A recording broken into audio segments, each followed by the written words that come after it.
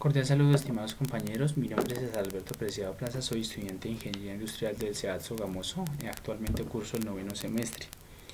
En esta oportunidad quiero agradecer a la tutora Ana Estela Mendoza por su interés y entrega con nuestra formación académica en cuanto a lo que se refiere a la legislación laboral.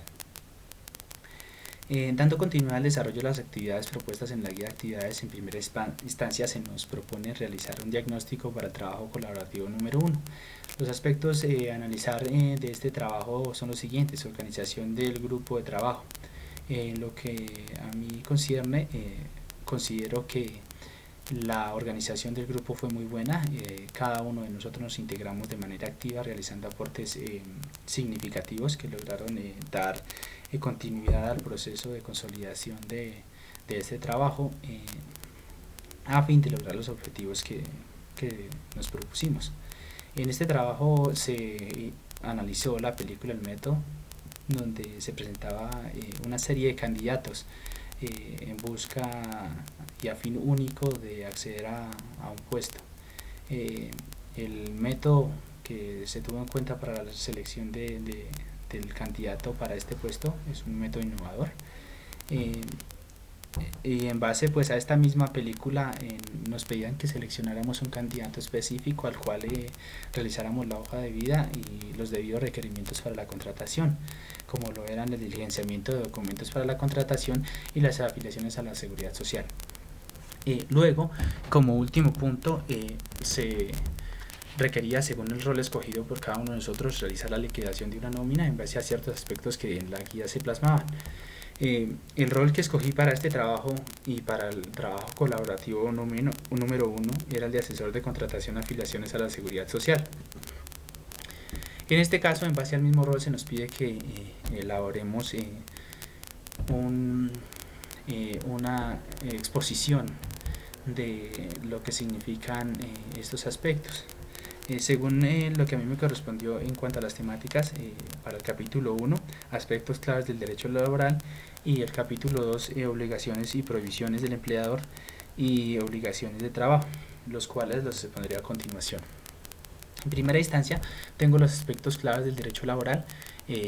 Vamos a analizar lo que son los orígenes del derecho laboral en primera instancia. El derecho laboral como rama autónoma surge hacia la mitad del siglo XIX y se desarrolla plenamente a la terminación de la Primera Guerra Mundial. Sin embargo, pues antes del surgimiento del derecho laboral e implantación del mismo, las relaciones donde estaba de por medio el trabajo humano se regulaban por normas de naturaleza civil. También cabe destacar que el concepto general de derecho laboral se asocia con el vocablo latín denominado directium, que se traduce como lo que está conforme a la regla, o dicho de otro modo, la directriz que permite a los individuos el no desviarse hacia un lado del camino o hacia el otro. De esta forma, el derecho se convierte en una ciencia, una disciplina y un arte encaminada a permitir a los hombres mantenerse en camino hacia la rectitud. En términos generales, podemos hablar que existen dos tipos de derecho. Por un lado está el objetivo y por el otro lado está el subjetivo. Dentro del derecho, el derecho objetivo tenemos que logra definirse como el conjunto de reglas que rigen la convivencia de los hombres en la sociedad. La norma o conjunto de normas que por una parte otorgan derechos o facultades y por la otra correlativamente establecen o imponen obligaciones. También logra definirse como el conjunto de normas que regulan la conducta de los hombres con el objeto de establecer un ordenamiento justo de conveniencia humana. En tanto que el derecho subjetivo logra definirse porque expresa la facultad que tiene un sujeto para ejecutar determinada conducta o abstenerse de ella, o para exigir que otro sujeto dé cumplimiento pues al deber. También se logra determinar como la facultad, la potestad o la autorización que conforme a la norma jurídica tiene un sujeto frente a otro u otros sujetos, ya sea para desarrollar su propia actividad o determinar la de aquellos. Vamos a analizar las fuentes de origen del derecho laboral. Dentro de estas tenemos lo que son las fuentes directas y las indirectas. Dentro de las fuentes directas tenemos la Constitución, la ley y los decretos, perdón.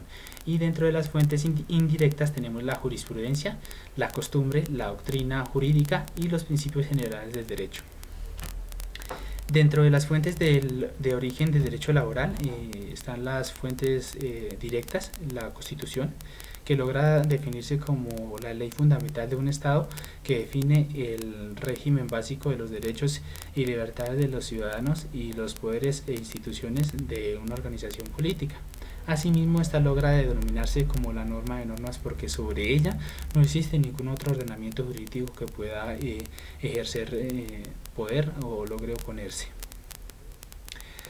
La ley también hace parte de las fuentes directas y logra definirse como la norma jurídica directa por el legislador o quien lo represente, en este caso sería el Congreso colombiano, que se convierte en un precepto establecido para la autoridad competente en que se manda o prohíbe algo en constancia con la moral, las buenas costumbres, la justicia, buscando el bien para cada uno de los gobernados.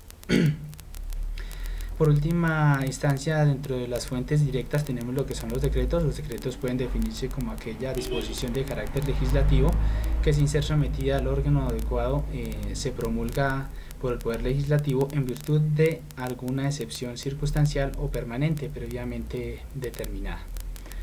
Dentro de las fuentes indirectas del derecho laboral tenemos lo que es la jurisprudencia, que se entiende por las interpretaciones que de las normas jurídicas hacen los tribunales de justicia en materia laboral, sean municipales o departamentales, e inclusive los de que se refieren a la Corte Constitucional y de Justicia, en las de que cada fallo emitido constituye una fuente de derecho de carácter vinculante interpartes.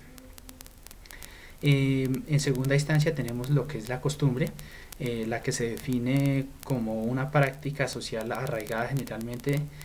Se distingue de las buenas costumbres, que son las que cuentan con aprobación social, y las malas costumbres, que son las que relativamente comunes pero no cuentan con la aprobación social. A veces una costumbre se vuelve tan popular que se convierte en ley para tratar de modificar la conducta o cierta conducta de los individuos. Tenemos también lo que es la doctrina jurídica, que se entiende como la opinión de los juristas prestigiosos sobre una materia concreta. La doctrina jurídica surge principalmente en las universidades que estudian el derecho vigente y lo interpretan dentro de la ciencia del derecho. Cabe destacar que no tiene fuerza obligatoria y se conoce como una fuente oficial de derecho en la mayoría de los sistemas jurídicos, al contrario de lo que ocurre con la jurisprudencia. En última instancia tenemos lo que son los los principios generales del derecho. Dado que la legislación en materia laboral se relaciona con el derecho privado así como con el derecho público, los siguientes principios generales del derecho podrían afectar una relación laboral cualquiera. Tenemos dos principios generales del derecho. Uno es el privado y el otro es el público. Dentro del privado tenemos los principios siguientes: prohibición del enriquecimiento sin causa, prohibición del abuso del derecho, buena fe, tolerancia del error común, prohibición de fraude a la ley, teoría de la imprevisión. Y dentro de los que son de carácter público tenemos la separación de funciones, los principios limitadores del derecho penal, los principios de debido proceso y el principio de legalidad. Por otro lado, en el marco del derecho internacional se dan también fuentes del derecho laboral los siguientes: los tratados que firme Colombia con el resto del mundo y que supongan libre movilidad de factores, la costumbre internacional enfocada principalmente al desarrollo de normas supletivas que deban incorporarse previa firma de tratados. Tenemos los principios de decreto adoptados por todos aquellos miembros de la OIT y demás instituciones supranacionales como la ONU. Y por último tenemos las opiniones de la doctrina. En este caso, aunque en Colombia la Constitución es norma de normas, ante la firma de un tratado que requiera una modificación de Carta Magna, quienes van a realizar el control de la Constitución y permitir la entrada en vigencia de dicho tratado será principalmente la Corte Constitucional, y a partir del análisis de la doctrina institucional referente a dicho aspecto. Vamos en segunda instancia también a analizar, como segundo punto, vamos a analizar los aspectos generales de la legislación laboral. Dentro de estos tenemos los siguientes.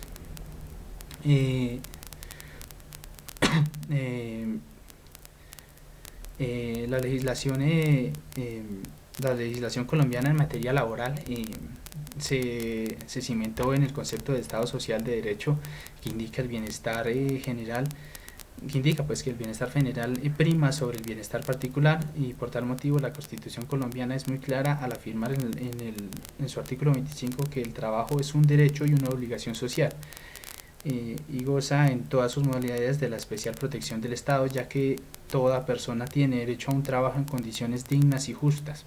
Un trabajo en condiciones dignas y justas quizá quiere decir, por ejemplo, un trabajo que no vulnere los derechos de los trabajadores, que respete las condiciones establecidas en los acuerdos internacionales y que por sobre todo respete las condiciones asociadas al pago de salarios, seguridad social y prestaciones sociales. De esta manera,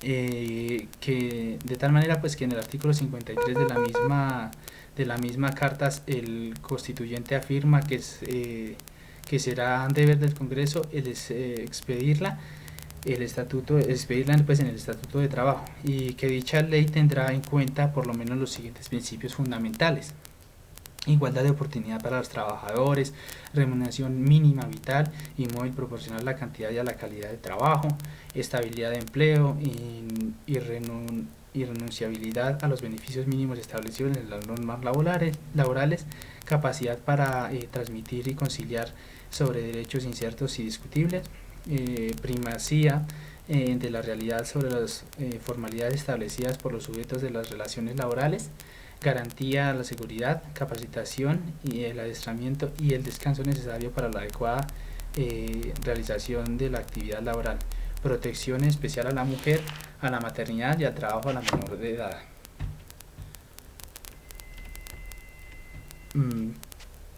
En segunda instancia vamos a ver el elemento fundamental del derecho laboral, el contrato laboral. Pues el derecho laboral, el contrato laboral, tenemos que un contrato de trabajo puede definirse como un acuerdo táctico de volúmenes en virtud del cual una persona se obliga a prestar un servicio personal u otra persona o empresa bajo una continua subordinación, cumpliendo órdenes e instrucciones a cambio de una remuneración.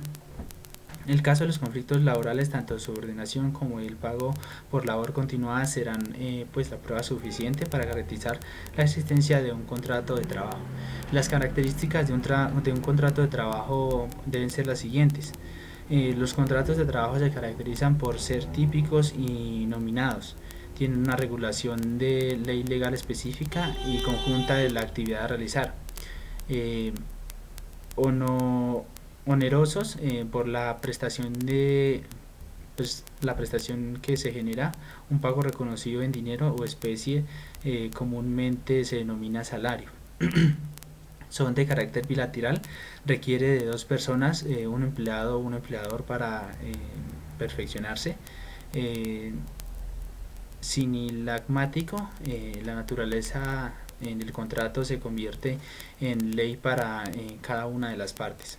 Y por último, de contrato sucesivo y complejo, cada prestación realizada puede prorrogarse en el tiempo. La tipología de los contratos, un contrato en materia laboral puede clasificarse de forma en que son relacionados, así pueden llamarse contrato oral o contrato escrito, en donde uno u otro presentan las siguientes características. Contrato oral. El contrato oral o verbal se caracteriza porque de forma oral las partes convienen el tipo de trabajo a realizar.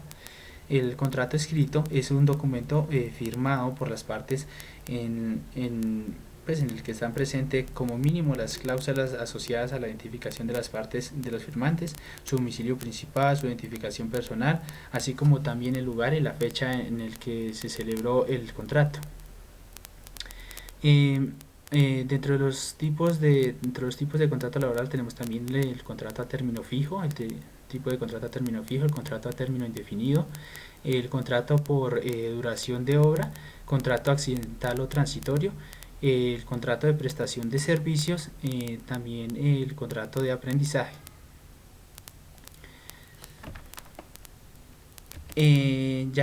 Pues para la segunda parte, el segundo capítulo, obligaciones, prohibiciones del empleador y obligaciones del trabajador, tenemos las obligaciones pues, especiales del trabajador, obligaciones del trabajador, las obligaciones del empleador y las prohibiciones del trabajador. Dentro de las obligaciones del empleador,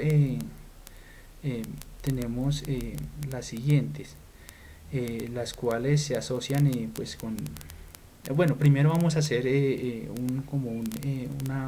una especie de identificación o socialización en cuanto a lo que son los deberes y prohibiciones de los empleados y los empleadores. Partiendo de la premisa de que el contrato de trabajo, como todos los contratos, deben ejecutarse de buena fe y que por consiguiente obliga no solo a lo que en él se exprese, sino a todas las cosas que enmarcan precisamente la naturaleza de la relación jurídica o que por ley pertenezcan a ella.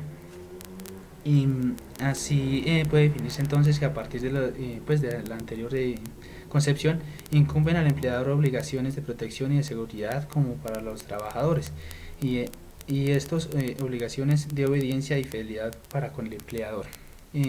Las obligaciones especiales pues, del empleador son las siguientes: poner a disposición de los trabajadores, salvo estipulación en el contrato, los instrumentos adecuados y las materias primas necesarias para la realización de cada una de sus labores. También procurar a los trabajadores locales apropiados y elementos adecuados de protección contra accidentes o enfermedades profesionales, en forma que se garanticen razonablemente la seguridad y la salud.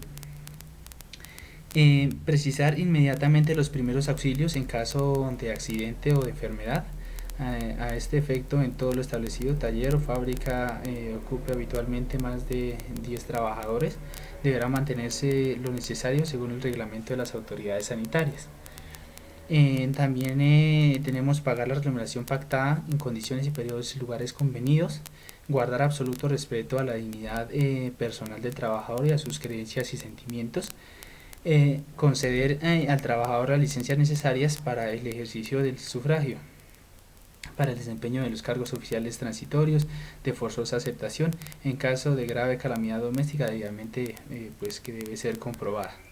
Dar al trabajador que lo solicite la expiración de contrato, una certificación en que consten el tiempo de servicio, la índole de la labor y el salario devengado. Pagar al trabajador los gastos razonables de venida y regreso, teniendo en cuenta que si para prestar sus servicios lo hizo cambiar de residencia, salvo si la terminación de contrato se origina por culpa o voluntad del trabajador. Cumplir con el reglamento y mantener el orden, la moralidad y el respeto en las leyes. Pues ahora bien, así como las obligaciones especiales por parte del patrón al ser contrato laboral un contrato bilateral, también supone pues obligaciones especiales para el trabajador, las cuales han de ser mencionadas pues de manera sistemática en continuidad, como lo hago a continuación. En primera instancia, es realizar personalmente la labor en los términos estipulados, observar los preceptos del reglamento y aclarar y cumplir las órdenes e instrucciones que de modo particular imparta el empleador o sus representantes según la orden jerárquico establecido. No comunicar con terceros sobre la autorización de la empresa las informaciones que tenga sobre su trabajo, especialmente sobre las que sean de naturaleza reservada o cuya divulgación pueda ocasionar prejuicios al empleador. Conservar y restituir en buen estado, salvo el deterioro natural pues, de los elementos, instrumentos o útiles que le hayan sido facilitados y las materias primas sobrantes pues, con las que haya utilizado para realizar el trabajo. Guarda rigurosamente la moral en relaciones con sus superiores y compañeros. Comunicar oportunamente al empleador las observaciones que estime condescendientes a evitarle daños y perjuicios. Prestar la colaboración posible en casos de siniestro o riesgos inminentes que afecten o amenacen a las personas o cosas de la empresa o establecimiento. Observar con suma diligencia y cuidado las instrucciones y órdenes preventivas de accidentes o de enfermedades profesionales. También, teniendo en cuenta pues que ya se mencionaron los deberes que se adquieren con la firma de un contrato, es menester entonces pues también hablar de que con la firma del contrato laboral también vienen implícitas una serie de prohibiciones que tienen como fin facilitar la coexistencia de los dos agentes que dan validez a la relación laboral, pues el trabajador y el empleador. Así pues logra definirse que está prohibido pues para los empleadores el deducir, retener o compensar una suma alguna de monto de salarios o prestaciones en dinero que corresponda a los trabajadores sin autorización previa escrita en estos para cada caso y sin mandamiento judicial. También está el obligar en cualquier forma a los trabajadores a comprar mercancías o víveres en almacenamientos o proveedurías que establezca pues el empleador. Exigir o aceptar dinero de trabajo como gratificación para que se le admita en el trabajo por motivo cualquiera que se refiera a condiciones de este. Limitar, o presionar en cualquier forma a los trabajadores en ejercicio de su derecho de asociación, imponer a los trabajadores obligaciones de carácter religioso, político o dificultarles e impedirles el ejercicio de derecho de sufragio. Hacer, autorizar o tolerar propaganda política en sitios de trabajo. Hacer permitir todo género de rifas, colectas o suscripciones en los mismos sitios. Emplear en las certificaciones de que trata el ordinal séptimo del artículo 57 del Código Sustantivo de Trabajo signos convencionales que tiendan a perjudicar a los interesados, adoptar el sistema pues, de la lista negra, cualquier que sea la modalidad que utilicen para que no se ocupen en otras empresas a los trabajadores que se separe o sean separados del servicio. Ejecutar o amortizar cualquier acto que vulnere o restrinja los derechos de los trabajadores o que ofenda pues su dignidad. También pues siguiendo un orden lógico como es de suponer, si existen provisiones pues para los empleadores, también deben existir provisiones para los empleados. De esta forma, las principales provisiones para los trabajadores en su orden deben ser las siguientes: sustraer de la fábrica, taller o establecimiento los útiles de trabajo, de las materias primas o productos elaborados sin permiso pues del empleador, presentarse al trabajo en estado de embriaguez o bajo la influencia de narcóticos o drogas enervantes. Conservar armas de cualquier clase en el sitio de trabajo, a excepción pues de que las mismas estén autorizados para llevarlas, como es el caso pues de los celadores o los prestadores de seguridad. Faltar al trabajo sin justa causa de impedimento y sin permiso pues del empleador, excepto en los casos de huelga en los cuales deben abandonar el puesto de trabajo. Y disminuir intencionalmente el ritmo de ejecución del trabajo, suspender labores, promover suspensiones intempestivas de trabajo o excitar a su declaración o mantenimiento, sea que participe en ellas o no se haga partícipe de las mismas. Hacer colecta, rifas, suscripciones o cualquier clase de propaganda en el lugar de trabajo. Coartar la libertad para trabajar o no trabajar, o para afiliarse o no a un sindicato, o permanecer en él o retirarse. Usar los útiles o herramientas suministradas por el empleador en objetos distintos al trabajo contratado. En el caso pues de estas prohibiciones en materia laboral, solo cabe destacar que si su sola violación se convierte en una causal para terminar el contrato de trabajo sin respectiva indemnización, como lo regula la ley. Como último, pues unas conclusiones, recomendaciones generales para el trabajo. Con el desarrollo de esta actividad logré identificar varios aspectos los cuales no tenía pues, conocimiento, no los había identificado de manera clara y que se establecen como una herramienta de vital importancia para el entorno en el cual me desenvuelvo en este momento y los entornos que me llegue a desempeñar a futuro. También me permitió concientizarme sobre los derechos y los deberes que poseo en cuanto a mi trabajo. Y en general, pues todo el contenido se presentó como una herramienta de vital importancia al estudiar de manera detallada y sin omitir ningún aspecto. Agradezco a ustedes por el tiempo que me prestaron y espero que lo que aquí se expone haya sido de su agrado.